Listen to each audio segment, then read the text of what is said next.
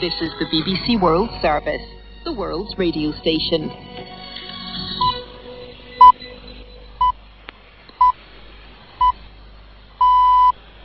This is the BBC World Service. I'm James Reynolds with OS, live from our studio in central London. Buckingham Palace says that doctors for Queen Elizabeth are concerned for Her Majesty's health and have recommended that she remain under medical supervision. The palace says that the Queen, who is 96 years old, who's been on the throne since 1952 for 70 years, remains comfortable at Balmoral. That's her residence in Scotland. The Prince of Wales, Prince Charles, and his wife Camilla, the Duchess of Cornwall, have arrived at Balmoral, and within the last hour or so we've seen a flight landing in Aberdeen Airport with two of the Queen's other children. Prince William was on board as well. The UK Prime Minister, Liz Truss, says the whole country will be deeply concerned by the news from Buckingham Palace. My thoughts, she says, and the thoughts of people across the UK are with Her Majesty the Queen and her family at this time. Hello, this is Julie Candler with the BBC News. Buckingham Palace in London has said that Queen Elizabeth is under medical supervision after doctors became concerned for her health. The heir to the throne, the Prince of Wales, and other members of the royal family have gone to Balmoral in Scotland, where the Queen has been residing for the summer. The British Prime Minister, Liz Truss, who was only appointed by the Queen on Tuesday, said the whole country would be deeply concerned by the news. Our royal correspondent, Nicholas Witchell, has been following developments.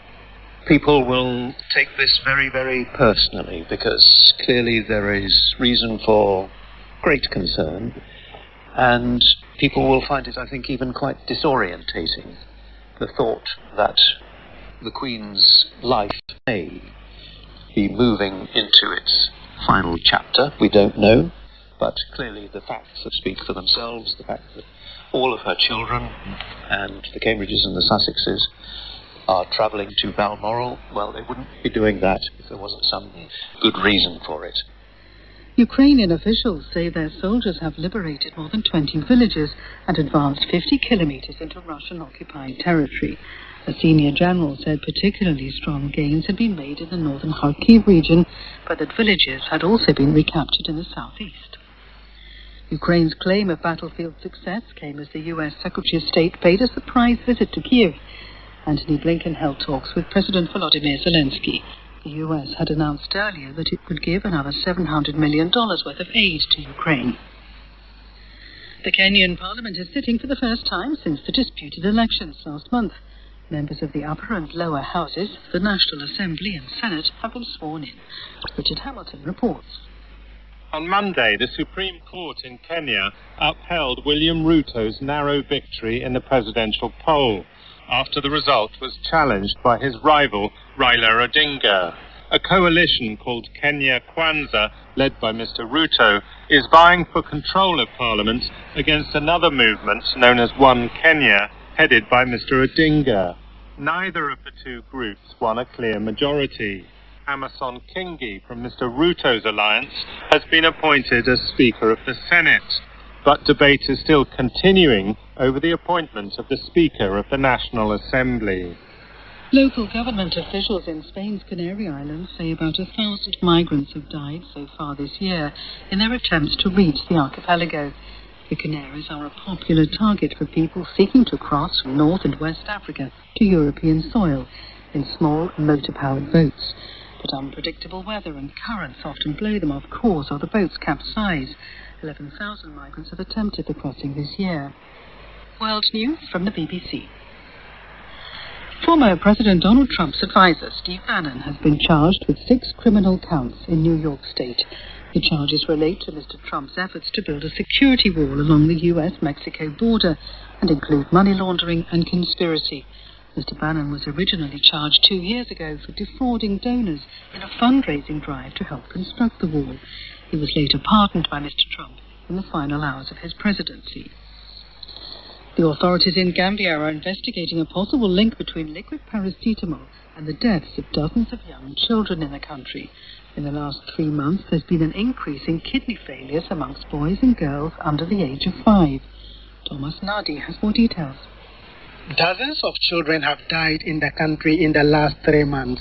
Health authorities have confirmed that autopsies performed on the dead children suggest a link with paracetamol syrup.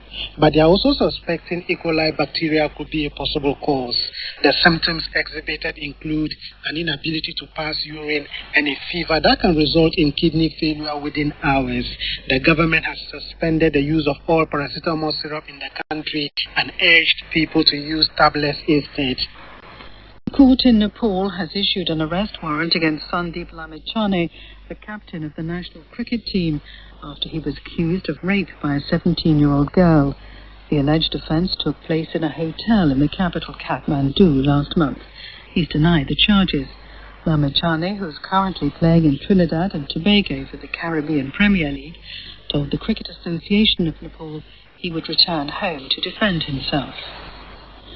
The English Premier League football club Chelsea have appointed the former Brighton manager Graham Potter as their new boss.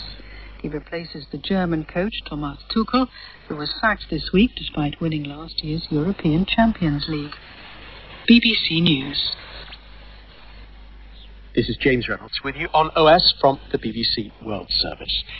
The Queen is under medical supervision at her residence in Balmoral, in the countryside of Scotland, after doctors say they became concerned for her health, according to a statement released earlier today by Buckingham Palace.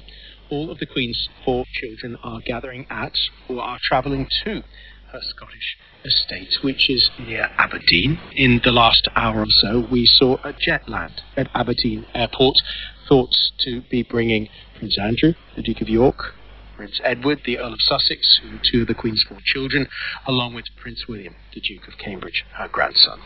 And their cars will be making their way towards Balmoral. As I look up at one of my screens, I can see the entry to Balmoral and some recorded pictures of a convoy of about 6 vehicles or so making its way through Aberdeenshire. And we've been receiving and monitoring reaction from all over the world. The Prime Minister of Canada, Justin Trudeau, says, "My thoughts and the thoughts of Canadians across the country are with Her Majesty Queen Elizabeth II at this time. We are wishing her well and sending our best to the royal family."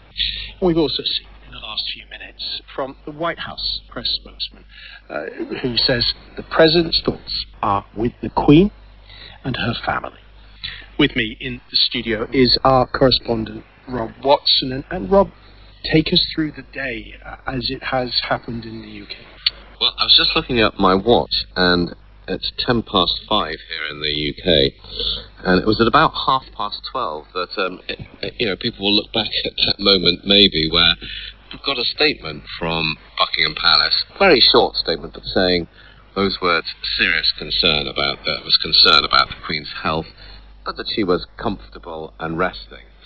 Then, very, very shortly afterwards, you saw the Queen's immediate family making their way to Balmoral, and I think that just suddenly gave you that sense of how serious potentially this was, because all of the Queen's children are either with her or on their way, and of course one of her grandchildren is on her way there, Prince William, and another one, Prince Harry, is also making his way there. So that gave you that sort of sense that something doesn't feel quite right. And then all of that was sort of amplified and echoed, if you like, by the reaction of Britain's politicians, because at 12:30, I mean, it seems like hours ago now, I was at Westminster, and there was this big debate about energy policy, and suddenly the kind of tone completely changed.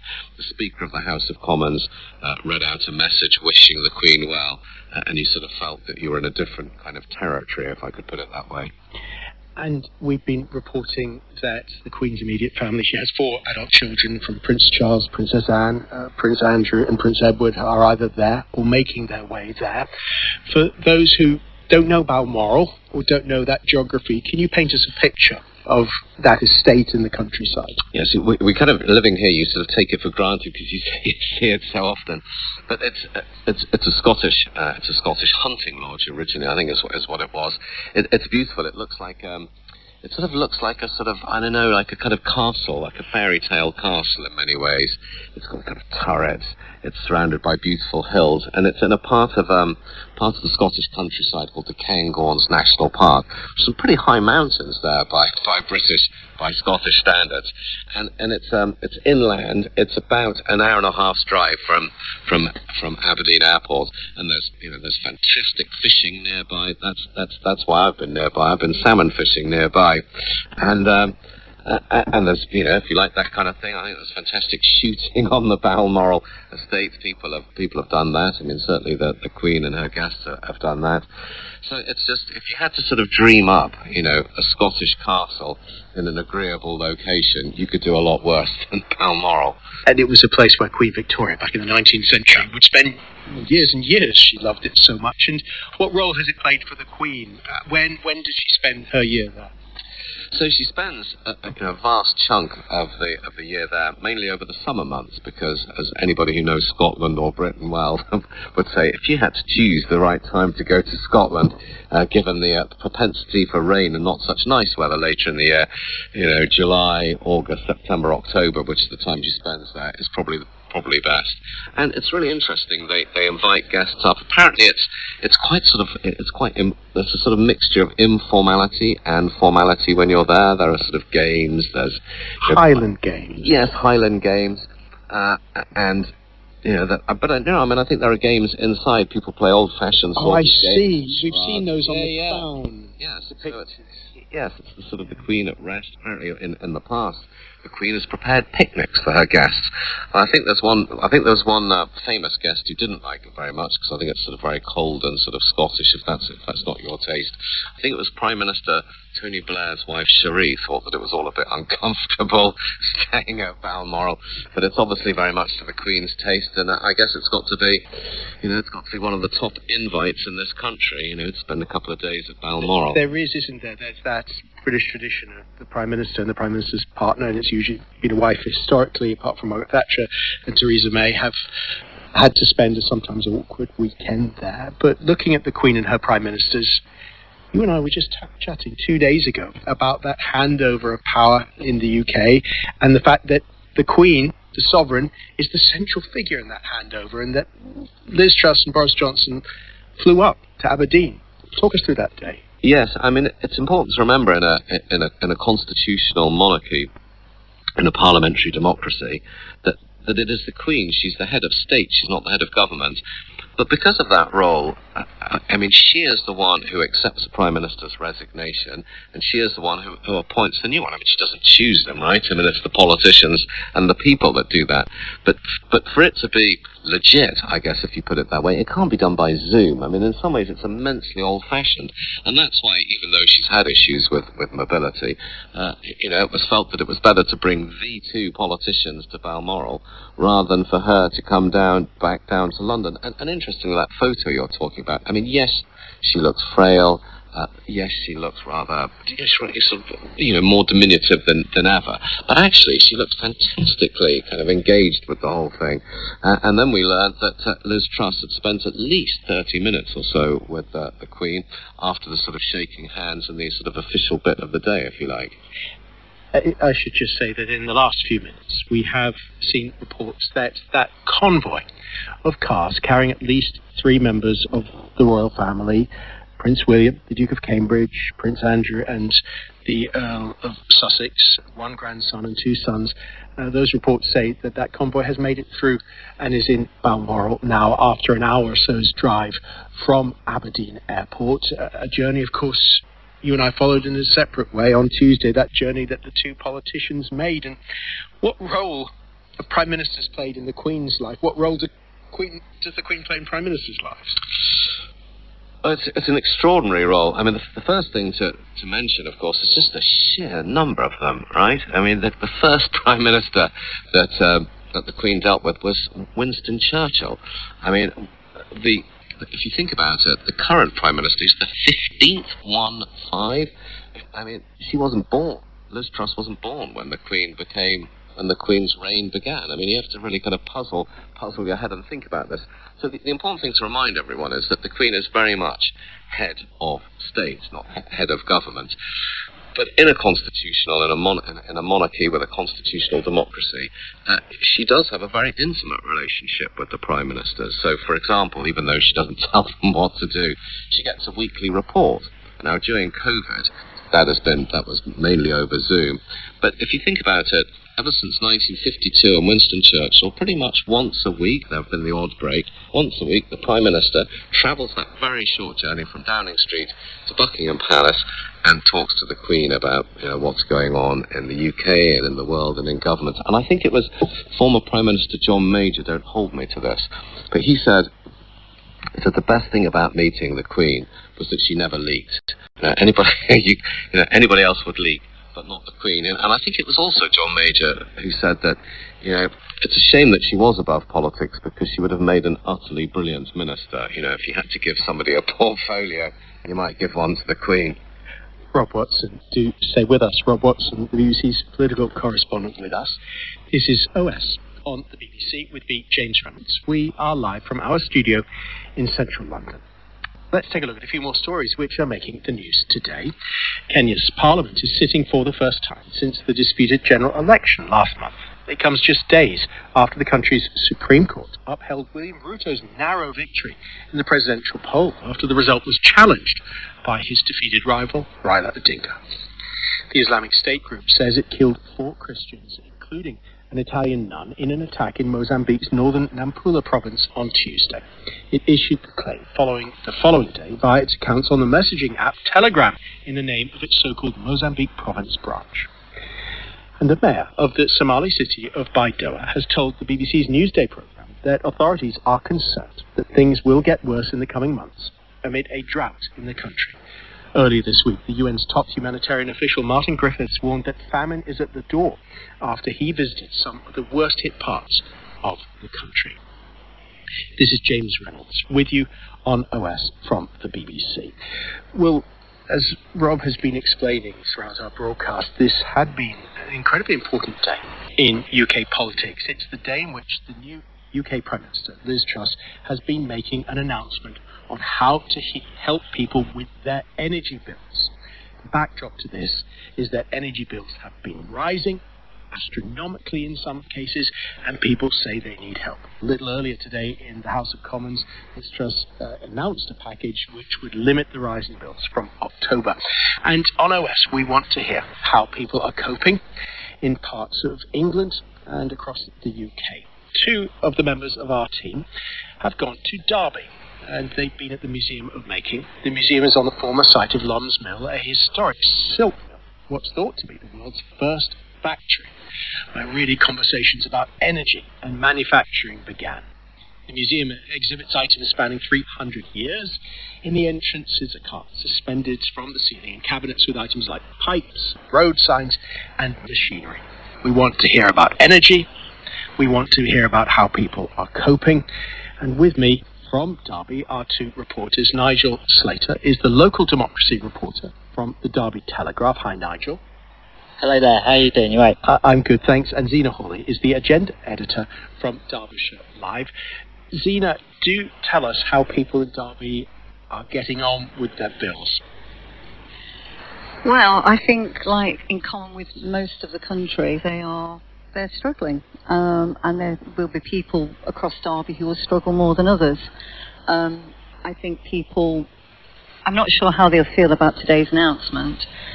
They may have been waiting for something that is more dramatic than it is. It seems to me that the cap's going to be at £2,000 odd. That's still going to be a lot for very, very many people in this city. We're probably a city that's very similar to a lot of cities across the country, where we have areas of high deprivation and areas where people are really quite comfortably off. And there's a big gap, and I think that's where we'll see how people are doing. We've heard of people who say they're going to quit their businesses. We've heard people saying, they're worried about getting through the winter. Very much in common with elsewhere, but Derby is very much a manufacturing place. It's got a lot of people in work, but if companies start to go under, then of course people are going to face redundancies, and it's going to get tougher for everybody. Nigel Slater, we're broadcasting, of course, around the world, and many of our audience won't have been to Derby. I wonder if you could just paint a picture of where the city is and what it's famous for. Yeah, sure. Basically, if you were to point at your finger in the middle of England, you would probably be close to Derby. It's right in the centre, possibly at the heart of the country, you could say. So yeah, in the East Midlands, Derby's a famous city for a lot of reasons. As Zina's just mentioned there, the manufacturing, the engineering, and the innovation are big elements to Derby's history. So Rolls-Royce is a massive employer in the city. You've got Alstom that make trains, and massive companies. Toyota is on the edge of the city. Sports-wise, you've got Derby County Football Club, former champions of England in the 70s, Brian Clough. So a lot of people know Derby for the Rams, and there's a lot going on in Derby that always happens, and it's fantastic to see people from across the world and from all over England that celebrate and know what Derby's all about. Nigel, I won't ask too much about how Derby County, the football team, is getting on this year. Anyone who's followed sports news will know it's not necessarily the best time for Derby. But I want to bring in business owner to talk about how life is. Rosemary Brown is the director of Bluebell Dairy, a luxury ice cream maker. Firstly, Rosemary, what is luxury ice cream? What are your flavours? Okay, hello there. Our luxury ice cream is made from the milk from our own cows. We use the very finest ingredients to go with our delicious milk, and we have a special process which ends up with a very velvety, creamy ice cream. And we actually have available 28 flavours of ice cream to choose from, plus some vegan flavours and some sorbet as well. So lots of choice. Right. Very delicious. And here am I just drinking a glass of water in the studio. But Rosemary, do tell us about your business. How are you? Yeah. Very challenging times. We've come through COVID. As a fact, we're a family business. It's my son, my husband, my daughter-in-law, myself. We thought we got through COVID and things were potentially on the up. We knew there was rising costs on the horizon. Earlier this year, we put our prices up in response to rising ingredient and food costs. And now, earlier in the year, it's lurking on the horizon, the increasing energy costs. That now is a massive hit on our business. Our energy journey, we started off at about £35,000 a year, just over 18 months ago. We currently sit at £80,000 a year, and if we were to renew our contract tomorrow, we'd be looking somewhere about £250,000, which is absolutely horrendous for us. So we're looking at ways of how we can reduce energies and how we can move forward. We're very adaptable. Of course, and I imagine everyone has had to be adaptable as everyone takes in that news about the government trying to intervene. And Zina Hawley, we've been trying to give details of the government's package, which would limit the rise in fuel bills. I wonder what kind of conversation, Zina, from Derbyshire Live, you've been having with people in recent months about the cost of living and about bills and potentially even about the government's intervention today. Well, as I said earlier, I think people have been waiting to see what the government said, and it's early days. And I have to say I haven't really spoken to very many people this afternoon on this subject because we've been a bit overtaken by the events affecting Queen Elizabeth, of course.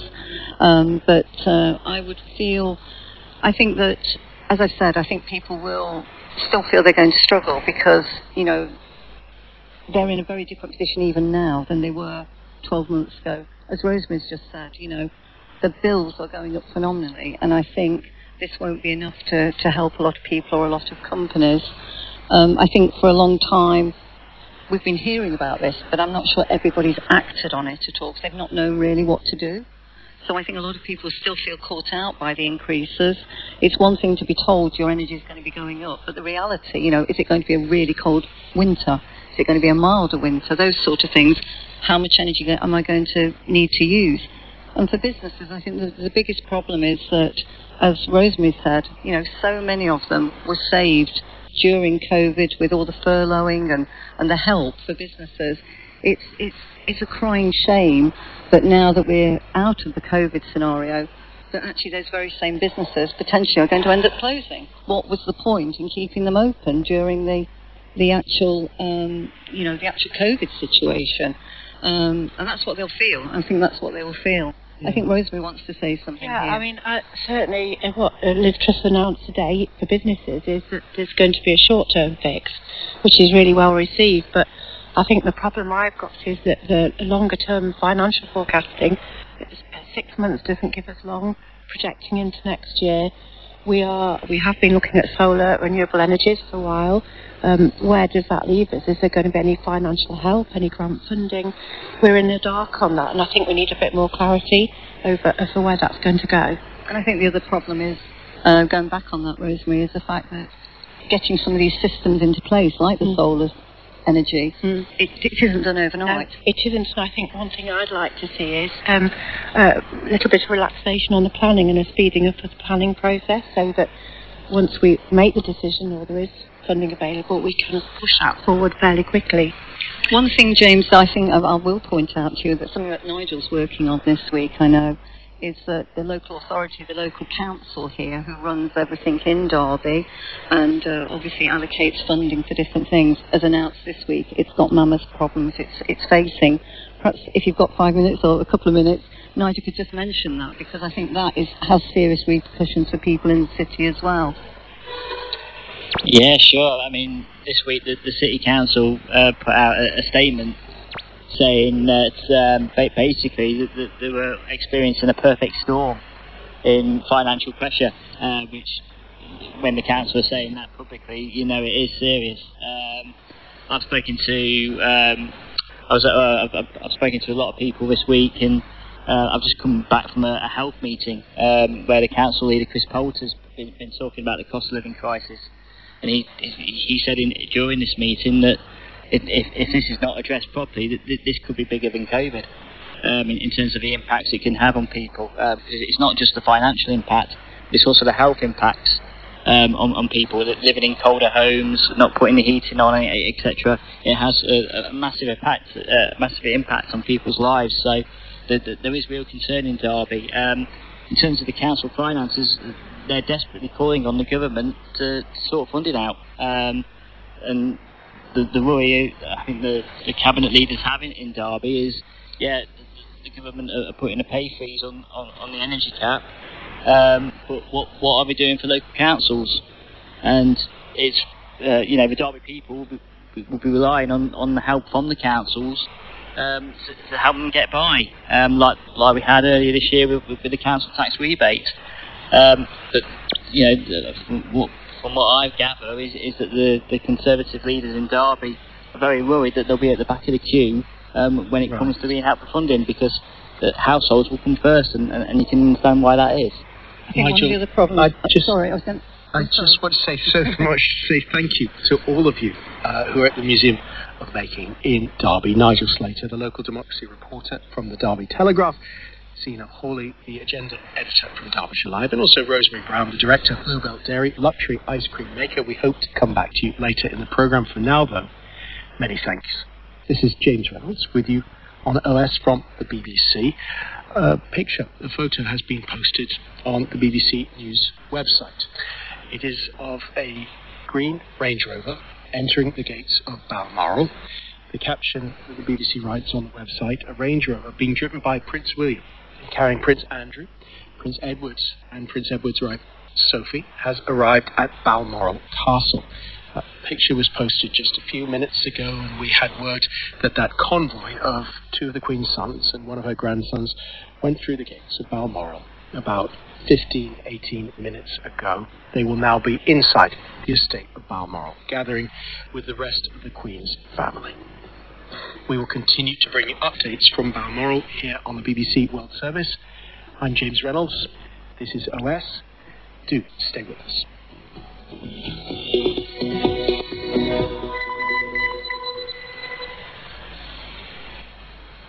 This is the BBC World Service. Now take a moment to listen to this. Commitment.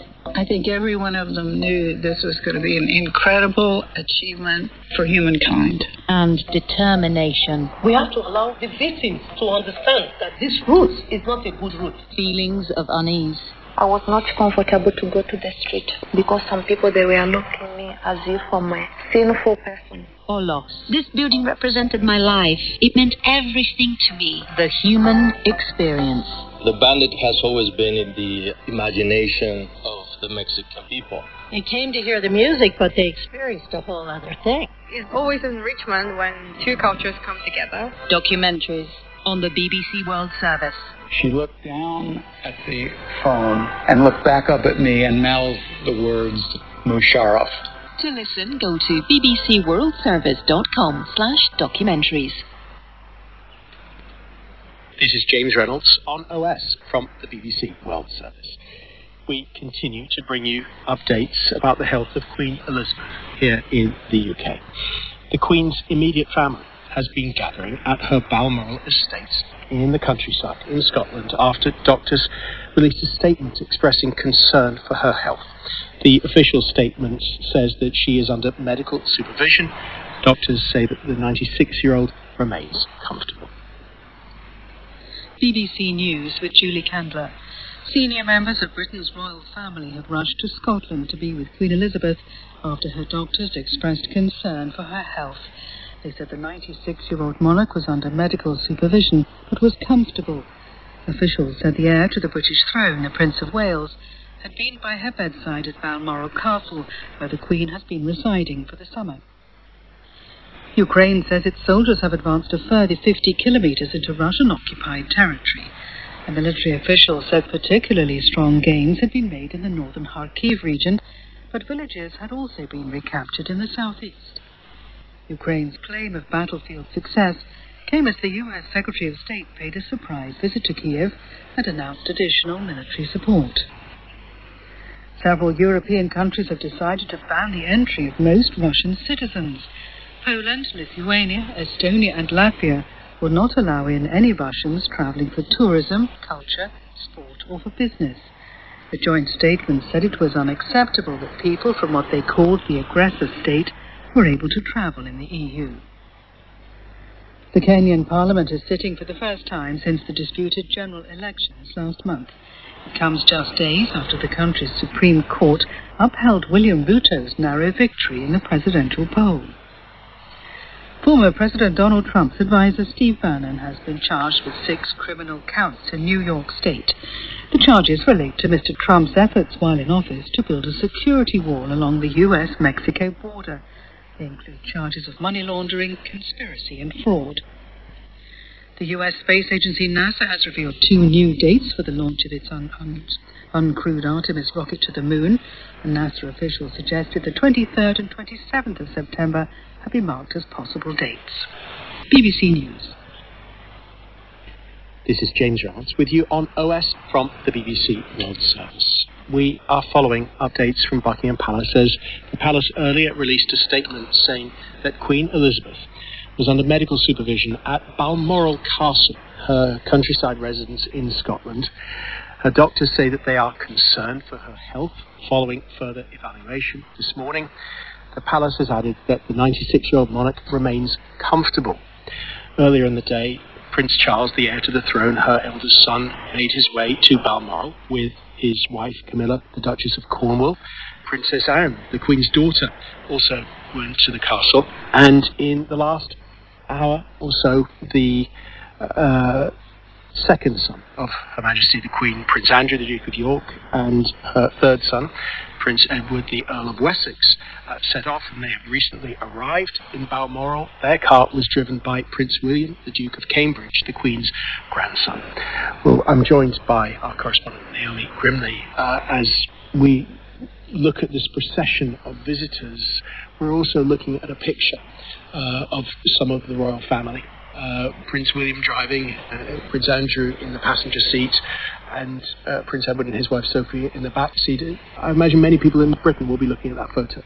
Yes, indeed, and you can see they do look very grim-faced. For all of these royals to cancel whatever is in their diary, and bear in mind, as working royals, they're very busy people, lots of engagements.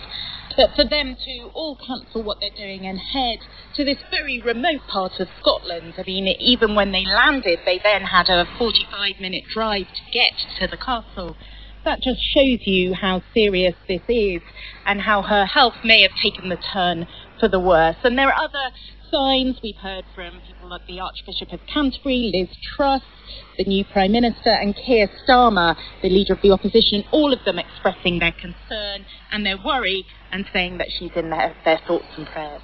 It was only, I think, this morning that Prince William was photographed in the newspapers taking his 3 young kids to their new school near Windsor, which is one of the Queen's other residences. And now, of course, we have this really sombre-looking photo of Prince William behind the wheel, and the expressions on the faces, and if you're listening on radio, you might be able to see the picture if you go to a website. It tells a story of a very solemn moment for a family. Indeed, and we have had to get used over the last few weeks to the fact that the Queen is not in the best of health. She's been missing from some key events.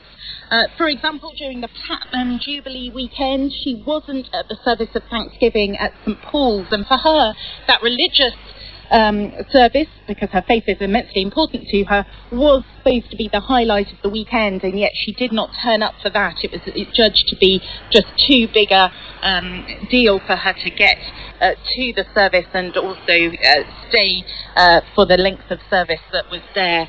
The other thing she missed recently was Royal Ascot. She's a great lover of horse riding and horse racing, more to the point. A pretty successful owner. Yes, race. Of course. It's her big passion outside being a monarch. And she'd never actually missed Royal Ascot in the whole of her reign. So that was another warning sign that things weren't as people had hoped. And of course, more recently, we saw Liz Truss being appointed Prime Minister from Scotland, not from Buckingham Palace, as is the traditional royal protocol. And also last night, there was due to be a Privy Council meeting. That's when her councillors who advise her meet together, and that didn't happen. She was supposed to be doing that via video call, but again, a sign that she wasn't in the best of health, that was cancelled. Naomi Grimley, you and I are in a studio in central London looking at some of the BBC's TV coverage, and we can see a helicopter shot of Buckingham Palace. That's not far from where you or I are, but of course the royal family and the Queen are not there at the moment. They're on the other side of this island in Scotland, and it's interesting, isn't it? You can always tell if the Queen is in residence by the royal standard flying, but when we were having an earlier chat, you were saying the Queen and the royal family don't much like Buckingham Palace. Well, it's thought that they find it lacks the privacy that they get elsewhere. I mean, with Balmoral, the press are really stuck at the bottom of the gates, and because of the trees and all the land around Balmoral, it affords it a privacy that you don't get from Buckingham Palace. I mean, the very fact that you've got helicopters like we're seeing at the moment on the BBC News channel, you can see the helicopters flying over Buckingham Palace, and there's all those buildings around. It doesn't have the privacy they want. It's also just a cavernous building. If you think of the big staterooms in Buckingham Palace, they're really huge. They're like a sort of town hall building, and so I think she prefers the sort of coziness that Balmoral gives her. Also, of course, Scotland's incredibly important to her. I noticed yesterday, or the day before, when she appointed Liz Truss Prime Minister, she was wearing a kilt, and the walking stick she's using at the moment is like a Scottish farmer's crofter's stick, like a shepherd would have, and so Scotland is a very important part of her story, and of course that comes at a time when its future as part of the United Kingdom is very much an open question as we go forward.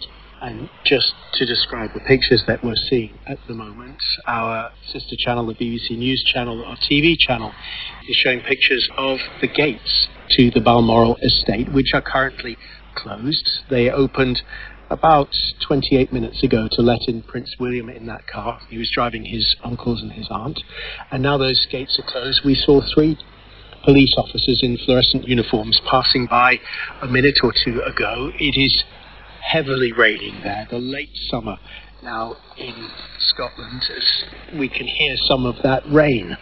And this is the sound from Balmoral there.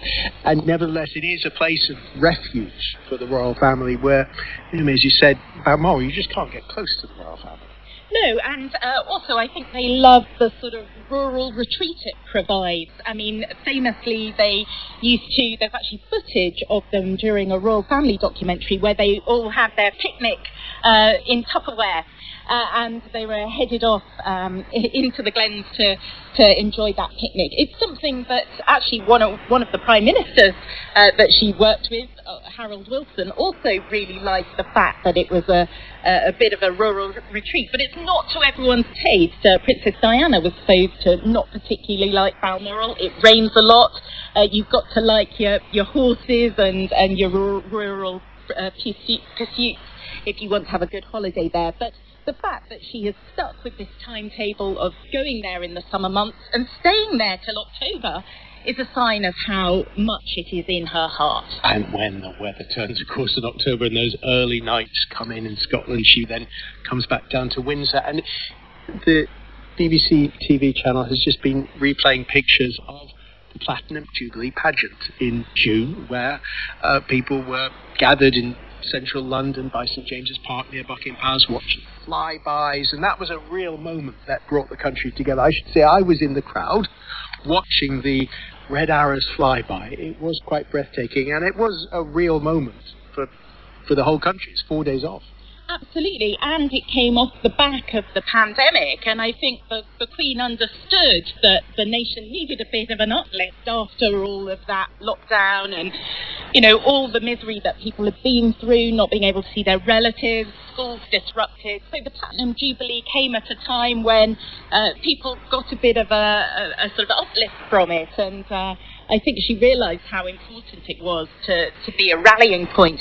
It was also, though, James, a moment where you saw that the handover of power, if you like, was being choreographed, because we saw much more of both the Duke and Duchess of Cornwall, but also the younger royals being put centre stage, and this sense that the baton was being handed on. Naomi Grimley, our correspondent, thank you so much for the moment. This is James Reynolds with you on OS from the BBC World Service. We are live from our studio in London. Let's take a look at a few more stories which are making the news today. Local government officials in Spain's Canary Islands say around 1,000 migrants have died so far this year in their attempts to reach the archipelago. The Canaries are a popular target for migrants seeking to cross from North and West Africa to European soil in small motor-powered boats, but unpredictable weather and currents often blow them off course, or the boats simply capsize. To Egypt next, where the editor of the independent news outlet Mada Massa and 3 journalists have been charged over an article about a pro-government political party. Prosecutors summoned the 4 women for questioning on Wednesday following complaints from Nation's Future.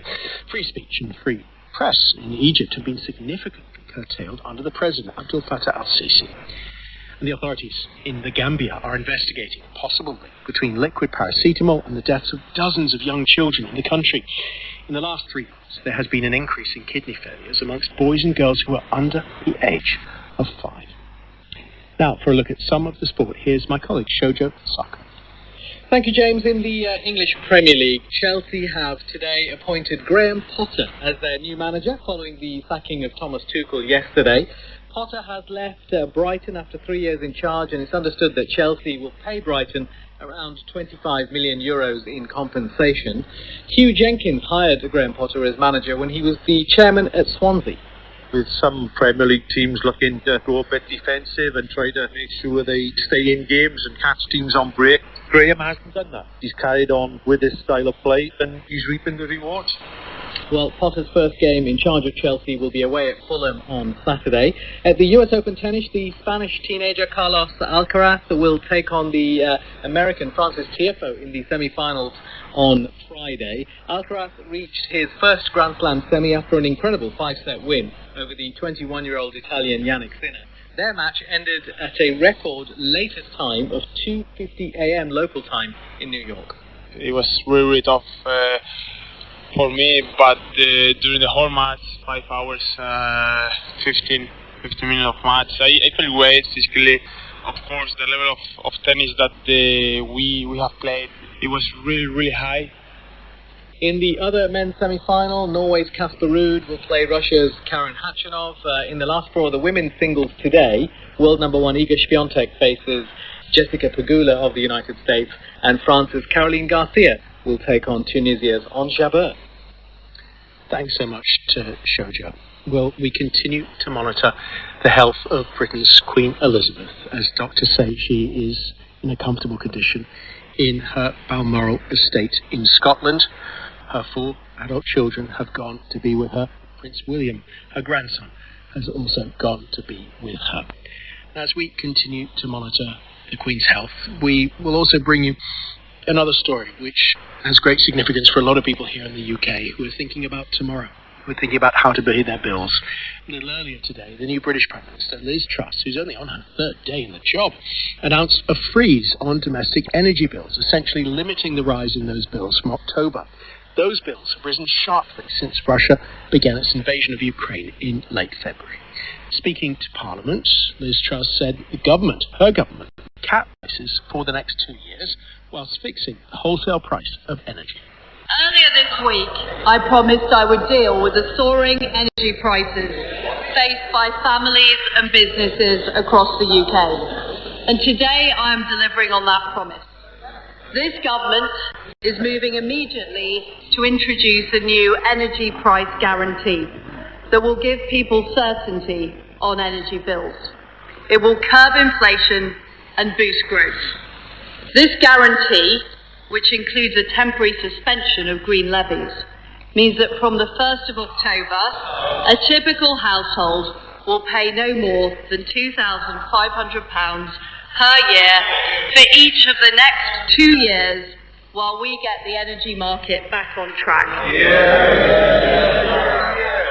This will save a typical household £1,000 a year. And £1,000 a year is about $1,100 at current exchange rates. That was Liz Truss there, the new UK Prime Minister, whose voice isn't yet that familiar to people in this country. And she announced the support for businesses. They will also have their bills frozen for at least 6 months. Green levies will be scrapped. Commentators say that the measures could cost more than $100 billion. Well, listening to the Prime Minister's speech in Parliament was the BBC's correspondent, Leila Nathan. Lots to take in. We thought we were going to get a lot of detail, didn't we? And we certainly did.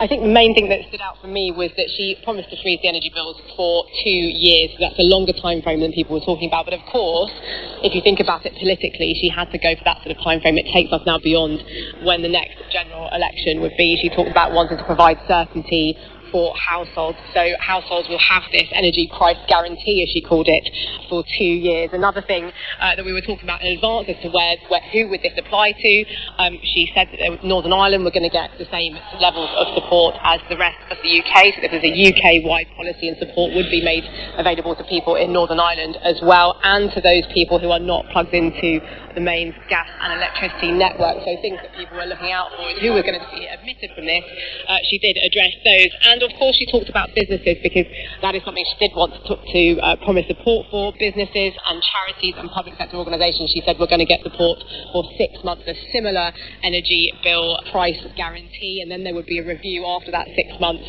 as to who needed the most targeted support. Hospitality she singled out as a sector that would be giving that.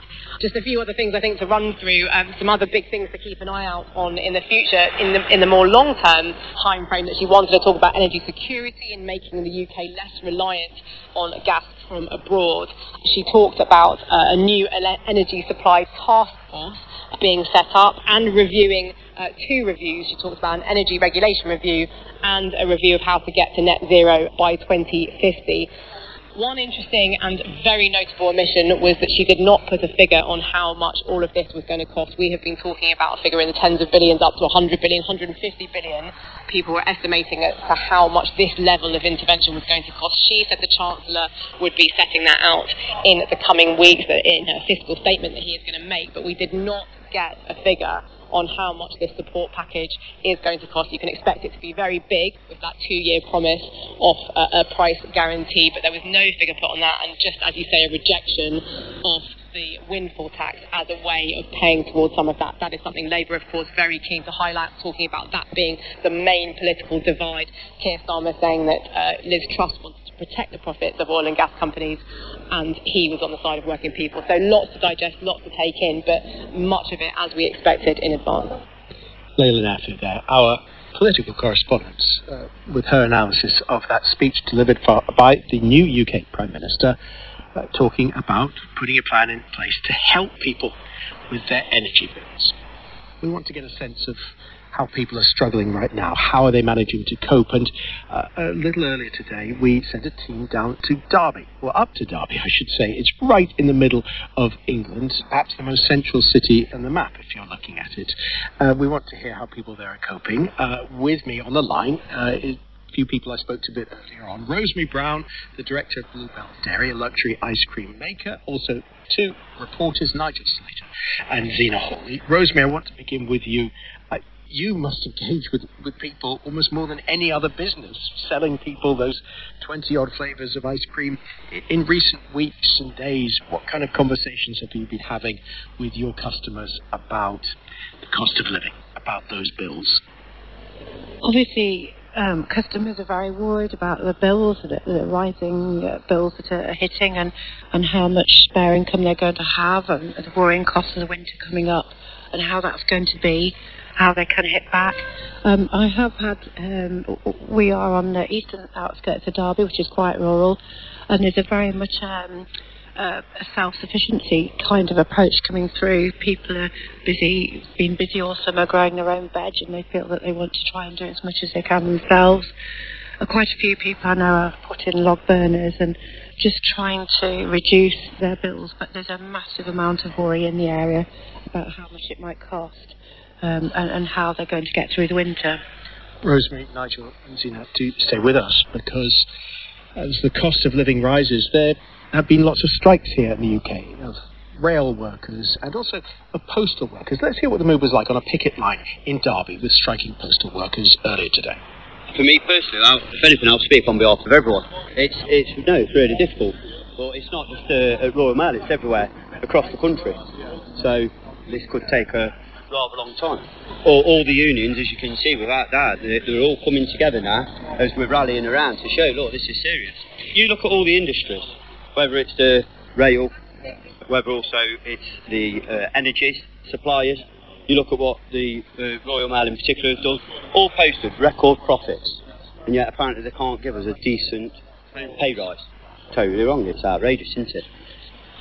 I'm Cecile Wright. I'm the president of the local Trades Council, Derby Area Trades Council, and we're here standing in solidarity with the postal workers.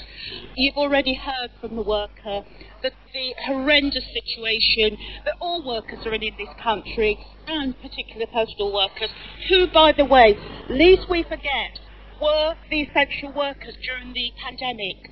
During the pandemic, workers such as the postal workers, we were out there clapping them. We clapped them because they kept this country going. Rising bills, the energy hiking prices are affecting everyone. They're affecting everyone. However, wages are not keeping pace with the actual cost of having to live. You cannot have a situation of ongoing austerity over the last 12 years, which has now morphed into a situation of hiking energy rises and an ever decreasing wage. We cannot have that situation. And workers in this country and their families and ultimately the communities are left with no other option but to withdraw their labour in order to get fair pay and in order to address the decreasing cost of living that we are enduring in this country. Striking postal workers and their supporters there in Derby. Zena Hawley is the agenda editor from Derbyshire Live. We're now in early September, Zena. Summer's just about beginning to end. How are people preparing and planning for the arrival of winter and having to put on the heating? I should imagine a lot of people will be waiting to put on their heating this year. We've been quite fortunate in Britain in the last few weeks. Actually, the temperatures have been quite warm, and so I think our thoughts from putting heating on have been quite a long way away. However, We've also had a lot of rain in the last few days, and you can feel there's a chill in the air as autumn approaches. And I think a lot of people, particularly the elderly, will be thinking of trying to burn their heating a bit more, even if they've even turned it off, over the summer. But I think a lot of people will put this back, I see. I think there's quite a few people who, as Rosemary said just now, trying to find alternative methods of heating their homes. And these things aren't done overnight. I think some people have been looking at wood burners, tallow gas. Is that going to be any cheaper? No, because everything is powered usually by electrical, so you're back to electricity costs. But I think that people are thinking about turning their lights off, not using their lighting so much. In fact, the local authority has, the council in Derby has actually said that it may have to resort to turning lights off in the streets in order to save money on their energy bill. And of course, that has all sorts of safety implications for things. So I think that people are very seriously looking at whether they should buy a new jumper or an extra blanket, and that's not being facetious, but really thinking, should we be putting on extra clothing when it starts to get cold because we can't afford to put on the heating? And the other worry is, are people going to be forced to choose between heating and eating? And I think that really is very, very worrying, especially to the elderly and maybe the sick as well. And Nigel Slater, the local democracy reporter from the Derby Telegraph, the government would say that it has put in this package which will limit the rise in people's bills so that they will be able to switch on the heating, so that they will be able to have their regular meals, so that the winter will not be intolerable. What might people make of that package of measures which has been announced? Well, for businesses, I should imagine they'll be quite worried that they've only got it for 6 months. I think businesses like Rosemary, and Rosemary's business, will say, well, what happens after 6 months? What assurances can you give after that time? 6 months is fine, but businesses don't have a 6-month plan. They have to plan for long term in that. So in terms of the businesses side of things, then there has to be more questions answered, I think, by the government. In terms of households and people, yeah, it's all right. I think you said the point about limiting the amount. Yeah. But I don't think people are after a limit. What they want to do is just pay for it at a price that suits them and what they can afford. This limiting scenario is just, people are going to be very worried because they're still going to have to pay more. I believe these £400 payments, that they're going to continue, but what happens after that? They'll still have to pay more money. So I can imagine that a lot of people in Derby and a lot of businesses will be very worried about this announcement. I don't think they'll be fully reassured. Rosemary Brown, I just wanted to get the last word from Rosemary, the director of Bluebell Dairy. Do you see any hope on the horizon for you, given the fact that the government has announced these measures? I think it's helping it in the short term. Our main concern is we need to survive this crisis, and I think our efforts now are planning for the longer term. We have hope we'll be there, but it's just how and how we come through it. But we do need extra support from the government to come through it in terms of renewables and a very clear direction in what's going to be happening coming through very shortly. Rosemary Brown, Nigel Slater and Zena Hawley, thank you so much for joining us from Derby. We really, really do appreciate it. This is James Reynolds with you on OS from the BBC World Service. We continue to monitor any updates from Buckingham Palace. The Palace said earlier today that doctors for Queen Elizabeth are concerned for Her Majesty's health and have recommended that she remain under medical supervision. The Palace said several hours ago that the Queen, who is 96 years old, remains comfortable at Balmoral, her residence in Scotland. And within the last couple of hours, two of her sons, Andrew and Edward, and her grandson, Prince William, have driven in through the gates of Balmoral to see her. They have joined the Queen's other two children, Charles and Anne. The BBC's James Cook, our Scotland editor, reports from Balmoral. He says there is little drama here at the gates of Balmoral, little fuss.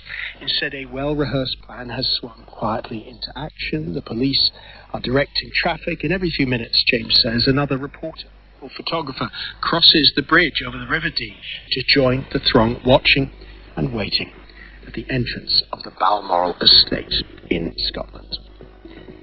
I'm James Reynolds, and you've been listening to OS on the BBC World Service. Please do stay with us.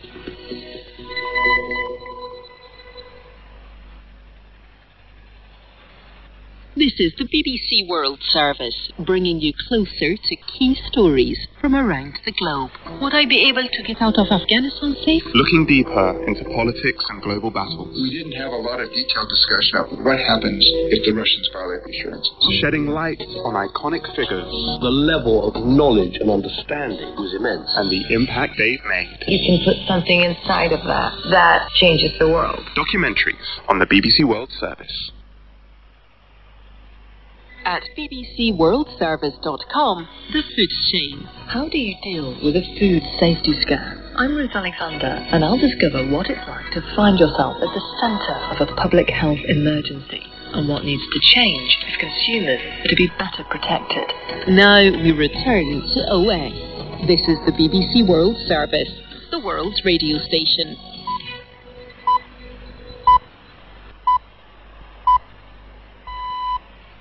This is the BBC World Service. I'm James Reynolds with OS, live from our studio in central London. Buckingham Palace says that doctors for Queen Elizabeth are concerned for Her Majesty's health and have recommended that she remain under medical supervision. The palace says that the Queen, who is 96, remains comfortable at her estate at Balmoral in the countryside in Scotland. The Prince of Wales, Prince Charles, and his wife Camilla, the Duchess of Cornwall, have arrived at Balmoral. The Queen's other children have also gathered. A few minutes ago, a picture was posted showing Prince William driving two of his uncles through the gates of Balmoral.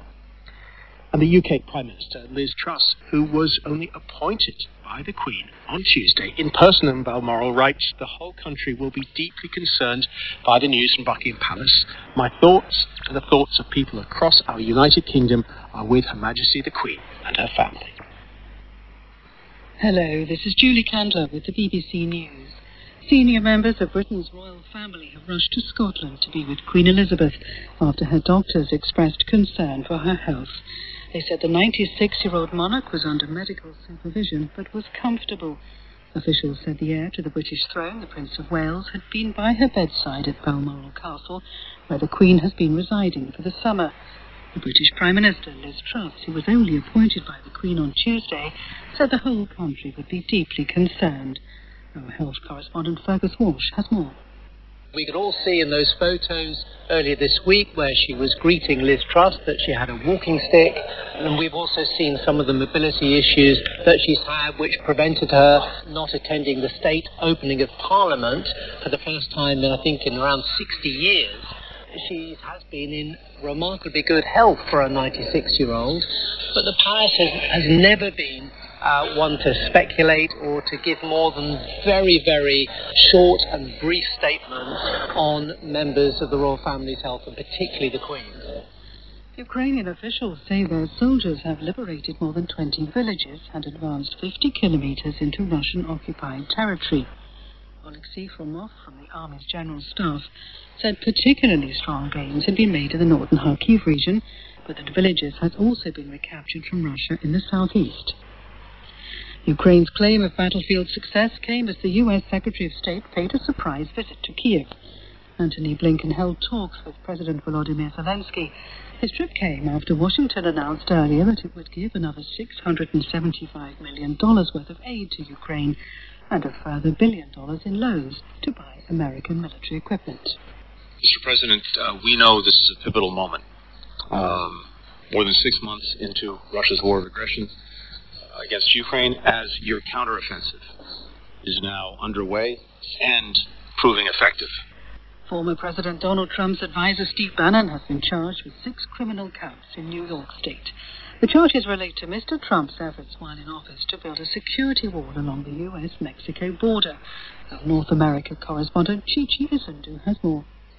With these charges, Steve Bannon has been described as the architect of a multi-million-dollar scheme to defraud thousands of donors across the country. Donors had been contributing to a fund for the We Build a Wall effort, which was to help Donald Trump's plan to build a wall between the US-Mexico border. According to court papers, Steve Bannon hid that the fund's chief executive, who'd promised not to take a salary, was receiving hundreds of thousands of dollars of donor money. He, Brian Kofage, pled guilty to wire fraud conspiracy and tax charges back in April. World news from the BBC. A court in Pakistan has indicted the former Prime Minister Imran Khan for contempt of court. The cricketer-turned-politician is accused of threatening a judicial magistrate last month who had ruled against one of his close political aides, facing treason charges. The High Court in the capital, Islamabad, said Mr. Khan did not submit an unconditional apology. The health authorities in the Gambia are investigating whether contaminated liquid paracetamol might be linked to the deaths of dozens of young children. Cases of kidney failure have risen among the under-5s over the past 3 months. The Gambia's Director of Health Services said some victims had recently taken a paracetamol syrup sold locally. Art historians in the Netherlands have discovered hidden details in a painting by Dutch artist Johannes Vermeer using new technology. The Director General of the Rijksmuseum in Amsterdam said the discoveries would bring viewers ever closer to the most mysterious and beloved artist of all time. Anna Holligan has more. State-of-the-art technologies have uncovered new features in the 350-year-old masterpiece. A team of conservators, restorers and scientists used advanced scanning techniques and found an underpainting beneath the famous oil on canvas. A hastily applied thick line of black paint can be seen beneath the milkmaid's left arm, and behind the young woman's head, Vermeer used black paint to sketch a jug holder, a plank of wood with knobs attached used in the 17th century, and several jugs, but didn't develop them any further. Uncovering this detail sheds new light on the methods of an artist always assumed to have worked slowly and with extreme precision. The US space agency NASA has revealed 2 new dates for the launch of its uncrewed Artemis rocket to the moon. A NASA senior official suggests that the 23rd and 27th of September have been marked as possible dates for its next attempt at liftoff, following the rocket's aborted launch last week. BBC News. This is James Reynolds with you on OS from the BBC World Service. To repeat the main news that we are following, that so many people here in the UK are following, and also around the world. Buckingham Palace says that doctors for Queen Elizabeth, who is 96, are concerned for Her Majesty's health and have recommended that she remain under medical supervision. The palace says that the Queen remains comfortable at her estate in Balmoral in Scotland. We know that the Queen's 4 children, Charles, Anne, Andrew and Edward, have gone to be with her, along with Prince William, one of her grandsons. We understand that Prince Harry, Prince William's younger brother, is also on his way. I'm looking at pictures of the outside of the Balmoral estate. There are ornate gates, and those gates are shut at the moment. With me is our correspondent Rob Watson. We saw pictures of those gates opening earlier on to let in Prince William himself, who was driving a green Range Rover. 2 of his uncles were with him and his uncle's wife, showing that the royal family has been gathering. Yes, and I think that is what has really set the alarm bells ringing, if you like, because the Queen has been in remarkable health, really, for someone who's 96 years old throughout her whole life. There'd been very little in the way of medical bulletins, but when at 12:30 lunchtime London time today we had the statement from the palace, and then when we saw within minutes really her nearest and dearest getting their way up to Scotland, one could tell that there was something rather serious. So Prince Charles was there pretty soon. His wife was there, the sister Princess Anne, and now of course the other immediate family are there, and I think Prince Harry, her grandson, is also on the way. And I think the other thing that was a real sign that this was, not just one of those normal sort of scares, maybe it still is, I guess people would hope for that, was when politicians, as soon as that announcement came from the palace, were very, very sombre. And we could see them being handed notes while they were in Parliament. Well, I think what they were being handed was the statement that very short statement from the palace about the Queen's health. And then, of course, we had the Speaker of the House of Commons, Lindsay Hoyle, making a brief statement, wishing the Queen well, wishing her family well, and that everyone was hoping for a recovery. But at that moment, when you looked at the politicians, you could tell that something, you could tell that they were concerned. And then, of course, they all started leaving messages of good wishes. And Liz Truss, the new Prime Minister, who only met the Queen 2 days ago in Scotland, has published a statement saying the whole country will be deeply concerned by the news from Buckingham Palace. My thoughts, says the Prime Minister, and the thoughts of people across our United Kingdom are with Her Majesty the Queen and her family at this time. We also know that the Prime Minister of Canada, Justin Trudeau, has said, my thoughts and the thoughts of Canadians across the country are with Her Majesty Queen Elizabeth II at this time. We are wishing her well and sending our best to the royal family. Rob, you and I are looking at the BBC's TV coverage of events here in the UK, and we can see on one screen the gates to Balmoral from the road. On the other, we can see a helicopter shot of Buckingham Palace immediately, telling us all that in Balmoral the royal family has so much more privacy. There are no helicopter shots above Balmoral. No one goes past those gates, and it is a much more private place, which, of course, is partly why the Queen has enjoyed spending summers there. I guess it's what some people might call the sort of, the difference between, home and office, or work and play. And I think Balmoral has always been the place from Queen Victoria onwards. So from the mid-19th century onwards, it was the place where the royal family, because they're all what you would call country people, right? They enjoy country pursuits, their dogs. The Queen is absolutely no... Getting muddy. Yeah, getting muddy, being outdoors. They're not too worried about the weather. So Balmoral has always been the Queen's summer residence. It's the place where she goes to sort of, to relax. And then Buckingham Palace, which was also, as you mentioned, that if you're looking at the BBC, that's the other half of our picture. And rather interesting to note that the people are beginning to gather. I mean, there's quite a... I'm not sure that I could estimate the size of the crowd outside the gates of Buckingham Palace and those famous railings, but there's definitely a sizable gathering, and I know from our colleagues down there that people have been placing flowers and wishing the Queen a recovery. Our colleagues down there have been talking to people who've been putting some flowers down. And we also have a reporting team at Windsor Castle, which is one of the Queen's other residences, about 30 kilometres to the west of London, which is where the Queen spends most of the rest of the year, slightly underneath the flight path of planes coming into land at Heathrow. Rob, do stay with us, because Ingrid Seward is one of the most prominent writers on the British royal family and the editor-in-chief of Majesty magazine. Let's listen to what she's had to say in the last few minutes. Obviously, this is a very poignant moment, and none of us quite know what's going to happen, but because the entire family, the entire nucleus of the family are gathered at Balmoral, and the fact that the Queen hasn't been sent to hospital speaks volumes.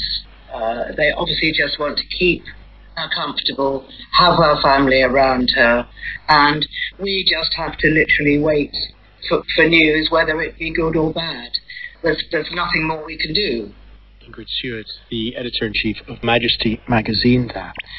And Rob, for any family, a moment like this must be a very private moment when a mother, a grandmother is ill and they want to be with her. But of course, for the royal family, it is also a public moment. And I say that because there is a photograph which has been published widely on TV channels and on websites showing Prince William driving his uncles Andrew and Edward into Balmoral.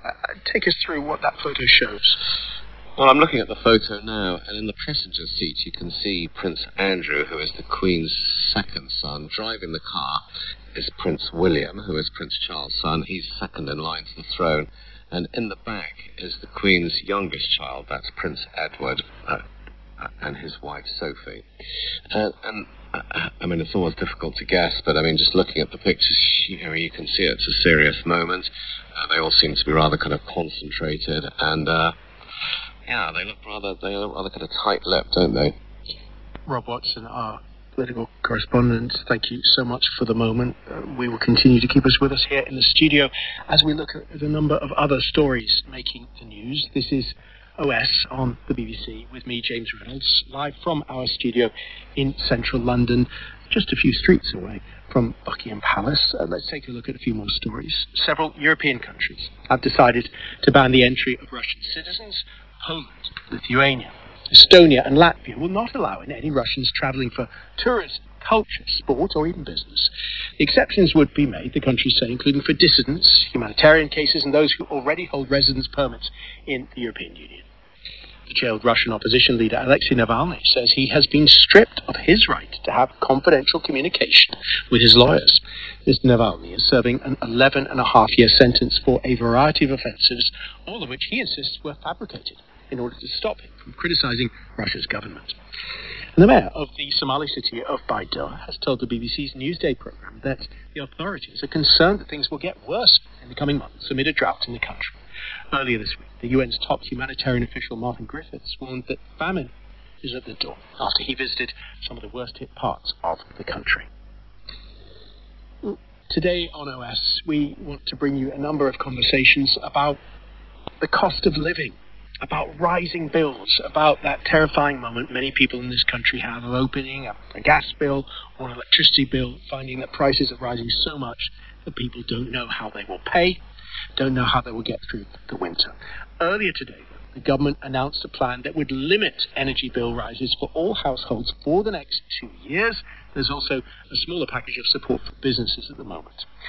We visited the English city of Derby. It's right in the heart of England, to hear what life's like for people there and how they're coping with soaring prices. My colleagues assembled a series of guests, journalists, business owners and other locals living in the area. Let's hear firstly from Martin Williams, a presenter for BBC Radio Derby, who described their location, the Museum of Making, on the former site of Lom's Mill, a historic silk mill, what's thought to be the world's first factory. It is a celebration of Derby's historical industrial past, but also its industrial present as well. There are huge aero engines suspended from the roof here, as well as the car that you mentioned, and that talks a lot about Rolls-Royce, a huge employer still in the city. I think if there are two words that sum up Derby, they are manufacturing. Trains are built here, aero engines are built here, among many, many other things, and football. Football, a real unifier in this city, with Derby County even if very it's not regularly doing so well. Well, let's not talk about sorry. that right now, James, I would say. And I think another word that's maybe worth mentioning as well when you talk about Derby is the word pride. Pride, in fact, the name of the Derby County Stadium, it's a word that you hear an awful lot, and I think that speaks a lot to the testament of the character of people in this city. A huge amount of pride for where they live, a huge amount of pride for the things that were made and are still made in this city. And it isn't just manufacturing. Derby is the home of Tomb Raider, the celebrated computer game that was made here in the 90s. So there are many, many things that Derby has to be very, very proud of. But it is an area that has its issues, like many parts of the English Midlands, which is where I'm speaking to you from. There is a lot of deprivation here, and there are people who are right now struggling to make ends meet, and are going to be finding that problem even worse in the coming months as the increased cost of living continues to bite. Martin, I am tempted to ask you more about the fortunes of Derby County Football Club, but for the moment, I won't put you through that particular form of agony. Martin, do stay with us, because I'm also joined by a couple of people who live and work locally. Dave Gray is the owner of Plant Cafe and Bar in Derby. The bar and cafe is shutting down in mid-October because of the energy crisis. Hi, Dave. Hello. How are you doing? I'm really well, thank you. And Emily Ganley is from Nadia Jane Dance Academy. Emily teaches dance and also manages the company's finances. Hi, Emily. Hi. Do tell us, Emily, when those bills come in, gas, electricity, whichever form of energy you use, how do you pay them? Well, I mean, we actually had two businesses, the dance school and a restaurant, running at the same time. Unfortunately, the dance school was kind of carrying the bills for the restaurant, so yeah, it's been quite difficult recently. And Dave, as I said in the introduction there, you're having to shut down in mid-October because of this crisis. Take us through the decisions you've had to make. We are, yeah. So I found out at the end of June, gas prices will be going up around 950%. and our electricity would be going up around 750%. So there was no response from the government, and until today, I guess. But we've already made that decision. And just to explain to our listeners that Liz Truss did make that announcement on help, particularly for homeowners, I should say domestic people who live in their homes, limiting the rise of the bills to around £2,500 a year. That's about, at the moment, $2,800 a year. She also announced, I understand, 6 months of immediate help for businesses, and then what she called continuing support afterwards. So, Dave, when you look at that from a business point of view, was that what you wanted or needed to hear? Yeah, I mean, it is. It's about, well, it was 2 months too late for us. It's, 6, 7, 8 months too late for a lot of other businesses. But the businesses that are still hanging on, I'm sure it's partly what they want to hear. I'm sure I think there's definitely more that can be done. Dave, you and I talked quite a lot through the pandemic and through COVID about your struggles to keep your business afloat. And you managed it all the way through that time where nobody was coming through the doors. Mm-hmm. How are you feeling now then that it's the cost of living increasing and the inability to be able to pay the bills that has meant that you've had to take this action when all through the COVID pandemic you were able to keep the doors open? Yeah, I think when the sort of lockdowns lifted and everything, I thought that was us sort of on the home straight. But then, yeah, the cost of living crisis and the energy crisis both hit, and that during the pandemic we were receiving help from the government, but during this crisis we haven't done at all. So, what would you like to see happen now? I think VAT could be reduced, especially on energy bills. The tax that you pay on people coming into your shop and into your exactly, yeah.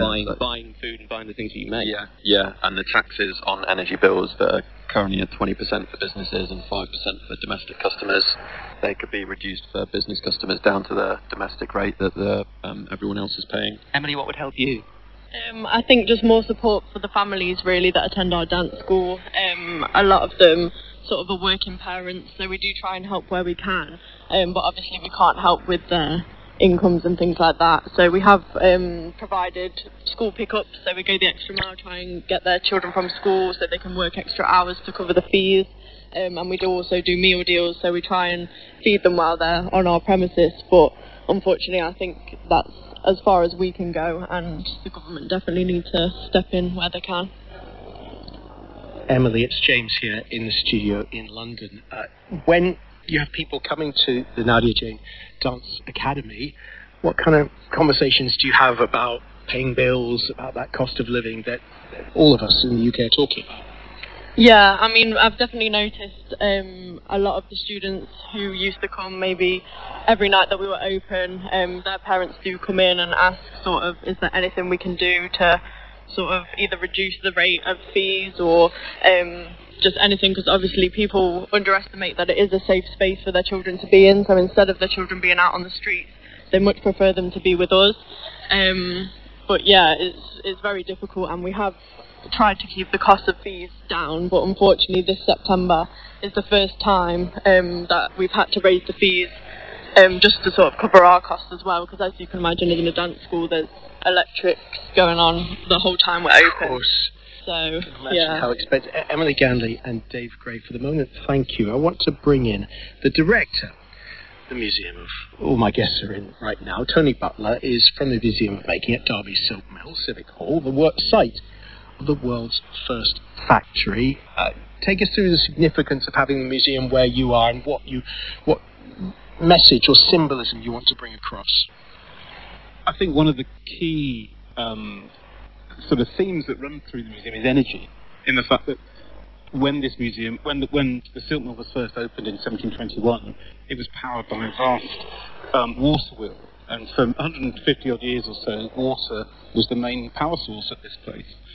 And then in the end of the 19th century, a huge coal-fired power station was built next to the mill, which provided very cheap electricity to Derby, which brought loads of businesses here and loads of manufacturers here.